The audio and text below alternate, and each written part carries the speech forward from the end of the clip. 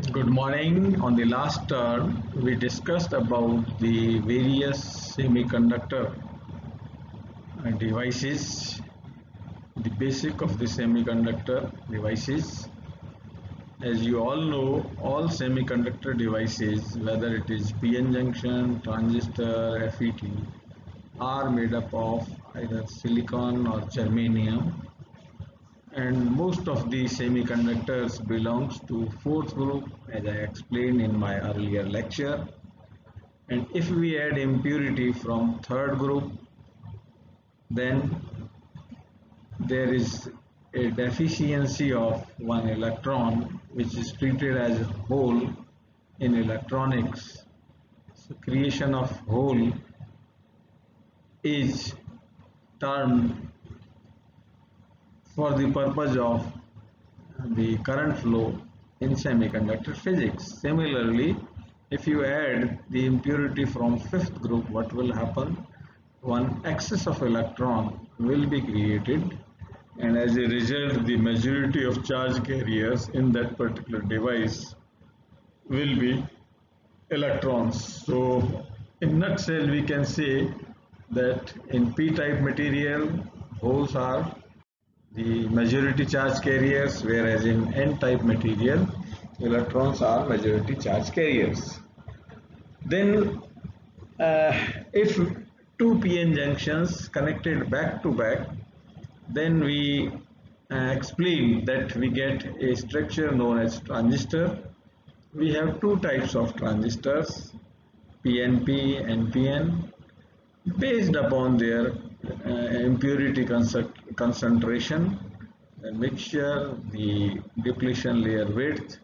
Various types of transistors are available for commercial use in the market. The working of a transistor is decided by its biasing arrangement. The general principle for biasing of a transistor, or what we call it as BJT, bipolar junction transistor, depends on the biasing arrangement which we arrange for it. In general, the input junction in transistor is kept at forward bias, whereas output side junction is kept at reverse biased. Then we calculate a point which is known as the Q point. We have discussed about the concept of load line, characteristics curve, the construction of BJT. Then we came to the Q point, and Q point, as you know, is the point of intersection of the load line and the corresponding characteristic curve line. We have to set the position of Q point in the active region of the transistor characteristics. If you remember, we have defined three type of regions, that is the saturation region, active region and cutoff region in the characteristics of the transistor. So as far as configuration, that is the use of transistor is concerned, there are three basic configuration for BJTs, that is bipolar junction transistor. Here we will take the example of amplifier configuration. We have common emitter amplifier, we have common base amplifier circuit, we have common collector amplifier circuit. The basic fundamental point is, this is the block diagram of common emitter. Here this emitter terminal is common for the measurement of input and output. This is common emitter, and here the base terminal is common. This is base. Input is measured between emitter and base. Output is measured between collector and base. So base terminal is common. So this configuration is common base, and in this configuration the collector configuration is a collector point is common. That's why the configuration is known as common collector. And here if you see, this is emitter. Emitter is common for measurement of input as well as for the measurement of output. So accordingly, we have three configuration: common emitter, common base, common collector. All the three configuration have different properties.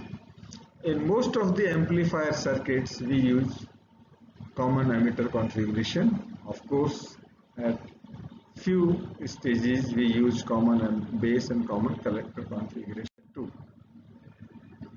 This is the general frequency response of a amplifier.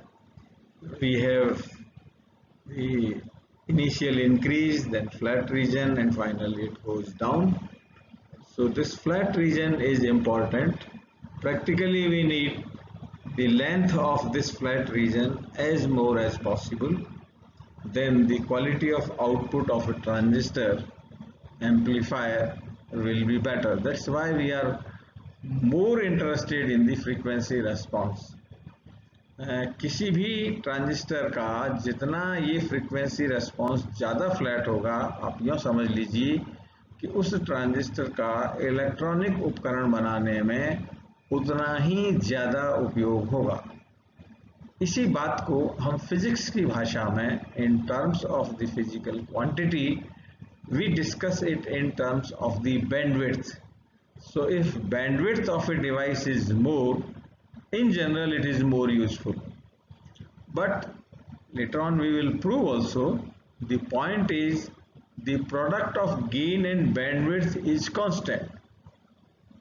That is, if you increase gain, you will lose bandwidth, and if you decrease gain, you will gain bandwidth.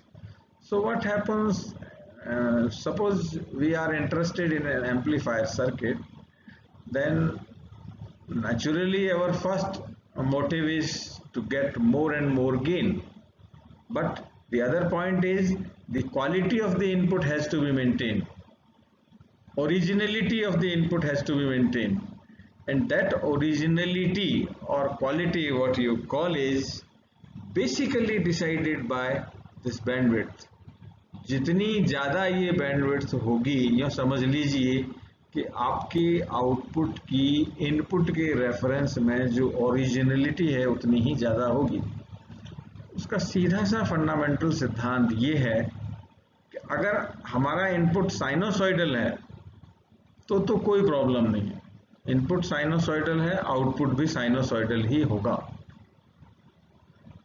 Only thing is कि अलग अलग frequency range के अंदर हमारा जो output का amplitude है वो अलग अलग होगा।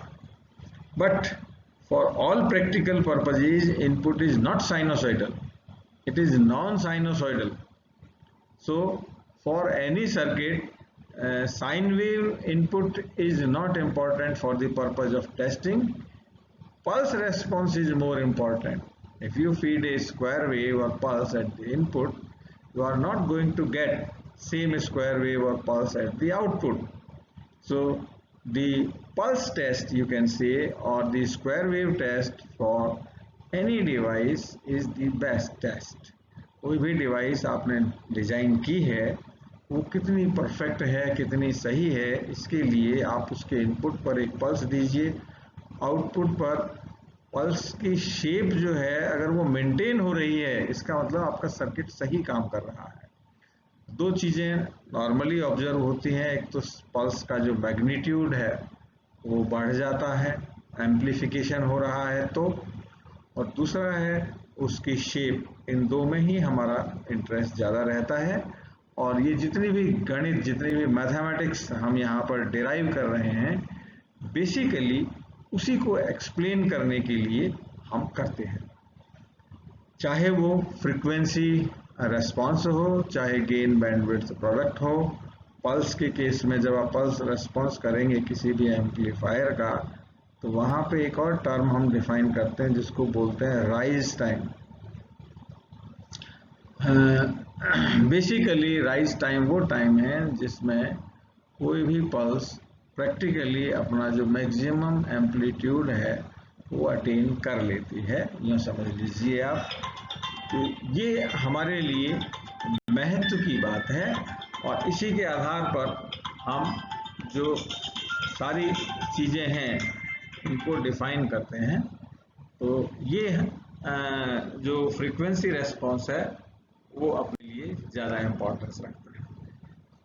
जो क्यू पॉइंट अभी हम बात कर रहे थे, जिस क्यू पॉइंट की, उस क्यू पॉइंट की पोजीशन के आधार पे हमने जो एम्पलीफायर सर्किट्स हैं उनको 4 पार्ट्स में डिवाइड कर रखा है। Class A amplifier, class B amplifier, A B और क्लास सी। ये इस बात पे डिपेंड करता है कि अगर हम इनपुट के ऊपर इस तरह का साइनोसॉइडल इनपुट देते हैं तो जो हमें आउटपुट है वो पूरी साइकिल के लिए मिल रहा है, आधी साइकिल के लिए मिल रहा है, आधी से कम के लिए मिल रहा है या आधी से ज़्यादा के लिए मिल रहा है। ये 4 सिचुएशंस हमारे सामने उत्पन्न होती हैं और ये इस बात पे डिपेंड करेगा कि आपका जो क्यू पॉइंट है, जो कि मैंने आपको शुरू में ही कहा था, ये हमारी लोड लाइन है और ये कैरेक्टरिस्टिक्स कर्व है, अभिलाक्षणिक वक्र। किसी भी बीजेटी का सामान्य जो अभिलाक्षणिक वक्र है इस प्रकार का होता है, आईसी और वीसीई के बीच का ग्राफ, और ये लोड लाइन है। तो ये जो पॉइंट ऑफ इंटरसेक्शंस हैं यहाँ पर, यहाँ पर, यहाँ पर, तो इसको हम बोलते हैं क्यू पॉइंट। और ये जो मिडिल पार्ट है, जो बीच वाला पार्ट है, ये आपके क्यू बिंदु है। अगर ये ठीक मध्य में होगा तो हमें पूरी इनपुट साइकिल के लिए आउटपुट प्राप्त होगा। और इस टाइप का जो एम्पलीफायर होता है उसको हम क्लास ए एम्पलीफायर कहते हैं। So you can define a class A amplifier is that category of circuit for which you get the output for entire input cycle. So if your input is AC, then output will also look like AC. तो जो fundamental Fourier analysis input का होगा बिल्कुल वैसा का वैसा output का होगा, अगर हम मैथमेटिकल भाषा में बोलें तो।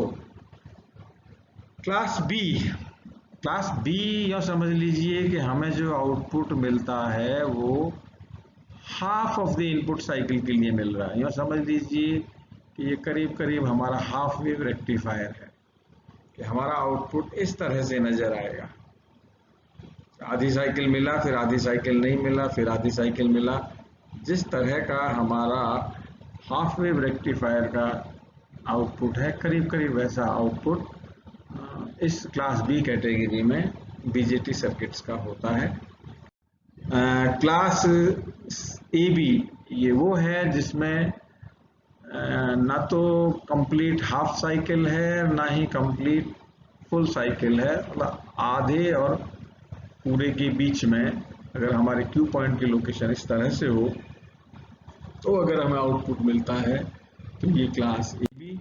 और फाइनली द क्लास सी जिसमें less than half input cycle. इस केस में हमारा जो क्यू पॉइंट है वो सैचुरेशन के बहुत नज़दीक होगा, तब ये सिचुएशन बनती है। तो main point is the selection of Q point. किसी भी ट्रांजिस्टर के लिए क्यू पॉइंट का सिलेक्शन बहुत इंपॉर्टेंट होता है। पहले लेक्चर में भी मैंने आपसे ये कहा था कि ट्रांजिस्टर की बायसिंग, फिर बायसिंग सर्किट, फिर बायसिंग स्टेबिलिटी, फिर लोड लाइन और लोड लाइन के पश्चात क्यू पॉइंट सिलेक्शन। जब तक हम इस चीज़ के बारे में डिसाइड नहीं कर लेते, किसी भी ट्रांजिस्टर के किसी यूज के बारे में हम सोच नहीं सकते। और अकॉर्डिंगली आपका जो सिलेबस है वो डिजाइन है। You are suppose to understand about the construction, about the characteristics curve, about the characteristics curve analysis, then the biasing arrangement, biasing stability, and fixing of your Q point. This is the preliminary exercise before use of any circuit. If you are equipped with so many tools, then only you can think of the use of that particular transistor. And as I told you, because of the impurity difference in the impurity concentration, the characteristics curve differs, and because of the difference in the characteristics curve, your position of Q point will differ accordingly, and accordingly your use will differ. Then various grounds are available in the electronics books. for which we classify the amplifiers. We classify on the basis of frequency, range, we classify on the basis of power handling capacity, we classify on the basis of the output for which cycle for which we get the output.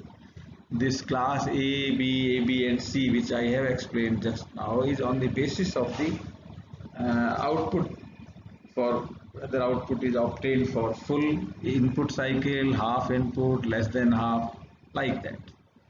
We classify amplifiers on the basis of frequency response also. Suppose a amplifier is working between 20 hertz to 20 kilohertz satisfactorily, then that type of amplifier we call audio frequency amplifier. Means that amplifier is useful in the audio range. Audio range is from 20 hertz to 20 kilohertz. Similarly, we have radio frequency amplifier, high frequency amplifier, and so on. The another criteria for classification is on the basis of the power handling capacity. We have low power amplifier, we have high power handling capacity amplifier. So various grounds are available in the electronic books on the basis of which classification of amplifier is done by the authors. The basic fundamental is same for all.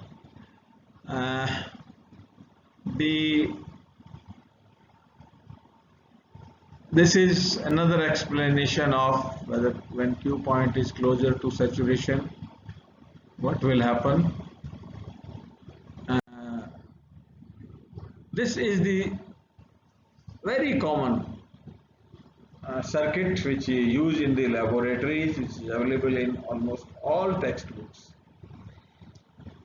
A RC coupled amplifier, common emitter RC coupled amplifier.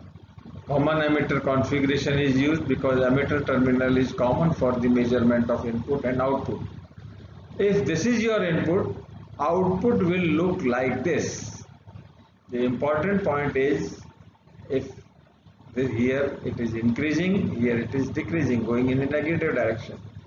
Electronics की language में हम इसको कहते हैं there is a phase of 180 degree between input and output. The another thing which you can visualize in the circuit is amplitude is increasing. Intensity is increasing when amplitude, because intensity is directly proportional to the square of the amplitude. So on the basis of that we explain. So this circuit we use almost in all laboratories. Then the limitation of BJTs is there, as I told in the beginning too. BJTs are all current operated devices. There are certain defects while construction of the BJT. So FETs are the better version in the semiconductor physics over the BJT, that we will discuss in the next lecture, and we will continue with the same. Thank you.